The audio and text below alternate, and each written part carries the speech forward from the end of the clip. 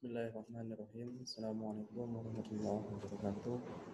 Untuk anak-anakku sekalian kelas 11 akuntansi, pada pertemuan pertama ini di pelajaran akuntansi pemerintah di semester genap akan kita mulai.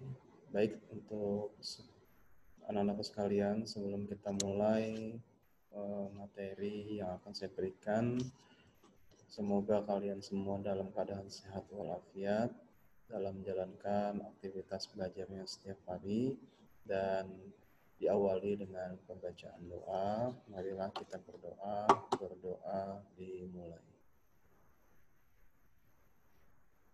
Doa selesai. Baik, untuk anak-anakku kelas 11 akuntansi, untuk pertemuan pertama ini saya akan bahas tentang yaitu pencatatan transaksi untuk Satker, ya. Nah, di pencatatan transaksi untuk Satker ini adalah pembahasan di semester genap. Di pertemuan pertama akan saya bahas satu persatu dan tidak bisa untuk seluruhnya, ya. Nanti di pertemuan selanjutnya akan saya bahas untuk lanjutan di pencatatan transaksi Satker. Yang pertama itu adalah akuntansi aset, ya, atau harta, ya. Yang pertama itu adalah pengakuan aset, ya. Kemudian yang kedua adalah klasifikasi aset, ya. Yang ketiga pencatatan aset. Kemudian ada yang namanya akuntansi kewajiban, ya. Kalau tadi harta, sekarang kewajiban. Ya, yang pertama adalah pengertian kewajiban, kemudian pengakuan kewajiban, kemudian pengukuran kewajiban, ya. Kemudian jurnal standar, ya. Ada lagi di pencatatan transaksi akun untuk Satker yang ketiga adalah ekuitas. Ya, yang pertama adalah ekuitas dana lancar, kemudian ekuitas dana investasi, kemudian ekuitas dana cadangan, ya. Kemudian transaksi akuntansi untuk koreksi kesalahan itu ada dua. Yang pertama adalah koreksi kesalahan, yang kedua adalah peristiwa luar biasa. Nah, ini yang akan kita bahas satu persatu nanti, ya, untuk definisinya dengan mekanismenya apa saja sih poin-poinnya yang ada di pencatatan transaksi untuk Satker ini. Oke. Kemudian kita masuk yang pertama, ini adalah pengakuan aset. Konseptual SAP, standar akuntansi pemerintah, itu memang terdiri dari 3 paragraf, yaitu ada paragraf 90, 91, dan 92. Ya. Nah, dari 3 paragraf ini, apa sih definisi dan isi dari konseptualnya? Oke, yang pertama adalah paragraf 90 menjelaskan bahwa aset diakui pada saat potensi manfaat ekonomi masa depan yang diperoleh pemerintah dan mempunyai nilai yang dapat diukur dengan andal.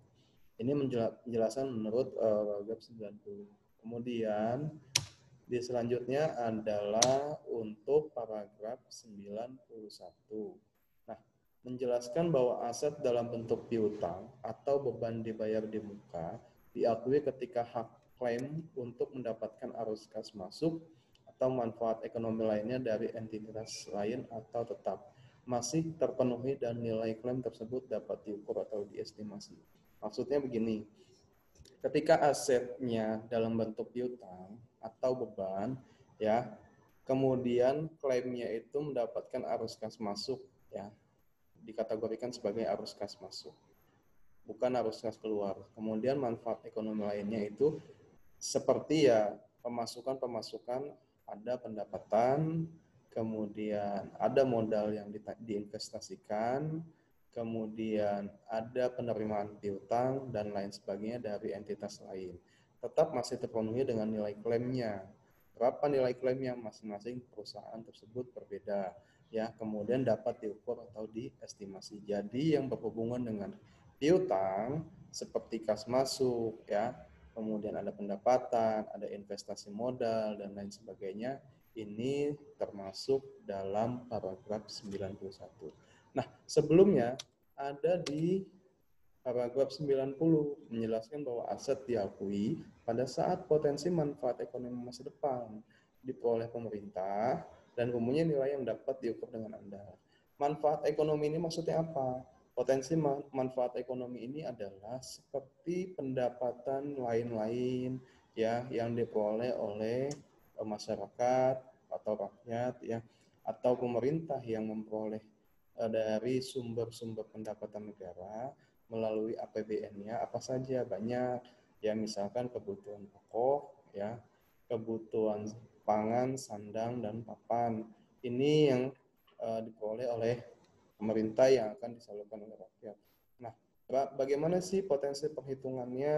Nah, aset negara atau yang diakui oleh pemerintah ini bersifat wajib untuk penyaluran kepada rakyatnya.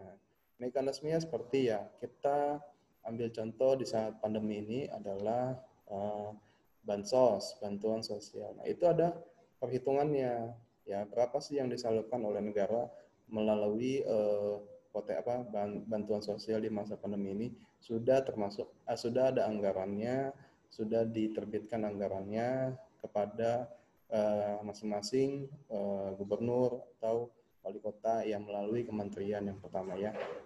Kemudian manfaat ekonomi ini biar supaya apa? Agar supaya potensi dampak COVID-19 ini ekonomi di negara Indonesia ini tidak lemah atau tidak menurun dan rakyat tidak mengalami kesulitan. Ya, ini seperti manfaat ekonomi yang masa depannya adalah ditanggung oleh pemerintah atau diperoleh pemerintah untuk siapa? Untuk rakyat. Nah, kalau ini adalah menjelaskan secara terperincinya atau secara teorinya ya bahwa ekonomi itu sangat penting untuk masa depan diperoleh pemerintah dan melalui rakyat yang akan menerimanya. Kalau di paragraf 91 tadi itu adalah sumber pendapatannya. Nah, bagaimana diperoleh di paragraf 92? Paragraf tersebut mengatakan bahwa aset dalam bentuk kas, ya jelas. Aset itu dalam bentuk kas masuk, ya bisa kas masuk, bisa kas keluar. Bedanya apa? Kalau aset kas masuk berarti dari negara itu menerima kas masuk atau pendapatan kas masuk yang diperoleh oleh negara kepada rakyat yang nanti akan diberikan. Contohnya anggaran sudah ditetapkan oleh presiden.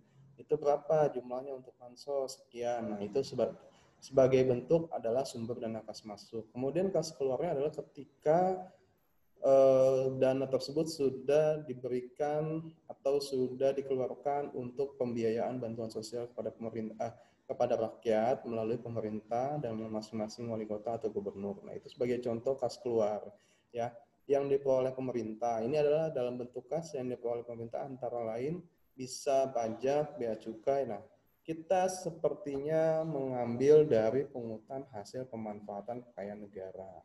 Ya, contohnya yang pertama adalah pajak, kemudian bea masuk, cukai, penerimaan bukan pajak, retribusi, dan pungutan hasil pemanfaatan kekayaan negara. Ini contohnya yang tadi saya jelaskan adalah bantuan sosial untuk rakyat di masa pandemi. Nah, kemudian kalau pajak adalah sebagai kas masuknya apa? Rakyat Indonesia yang telah membayar pajak. Contoh pajak kendaraan bermotor. Gunanya untuk apa? Untuk sumber kas negara. Pajak itu adalah iuran atau pungutan ya kemudian dapat dipaksakan dengan tidak menerima imbalan atau kontraprestasi ya dengan tujuan untuk membiayai pengeluaran umum pemerintah. Apa sih pengeluaran umum pemerintah itu? Pengeluaran umum pemerintah itu seperti ya pembangunan jalan tol, kemudian perbaikan jalan raya dan lain sebagainya. Kemudian bea masuk adalah pengiriman barang dari luar negeri ataupun dari dalam negeri ekspor dan impor. Nah, ini dikenakan adanya bea masuk atau cukai juga sama ya. Penerimaan bukan pajak, contohnya apa? Ya, penerimaan bukan pajak contohnya yang dari KPP itu contoh seperti ada namanya PPh 21 tidak bersifat final ya. Contohnya untuk penghasilan di bawah 3 juta. Nah, ini yang sebagai kategori dalam bentuk kas masuk. Nah, kemudian dari hasil paragraf 90, 91 dan 92 ya. Nah, ini masing-masing berbeda. Dari paragraf 90 itu menjelaskan tentang teorinya, kemudian paragraf 91 dari cara perhitungannya, kemudian paragraf 92 itu dari contoh penyalurannya seperti apa yang akan masing-masing diretribusikan atau disalurkan. Kalau retribusi itu contohnya retribusi parkir ya. kemudian retribusi pungutan daerah seperti pembayaran sampah atau dinas kebersihan ya. Itu masih banyak lagi. Nah, dari paragraf 90, 91, 92 ini termasuk adalah pengakuan aset ya. Mungkin di pertemuan pertama saya hanya menjelaskan tentang pengakuan aset mengenai akuntansi pemerintah di semester genap ini. Kemudian nanti selanjutnya saya akan menjelaskan tentang kewajibannya dan ekuitasnya ya.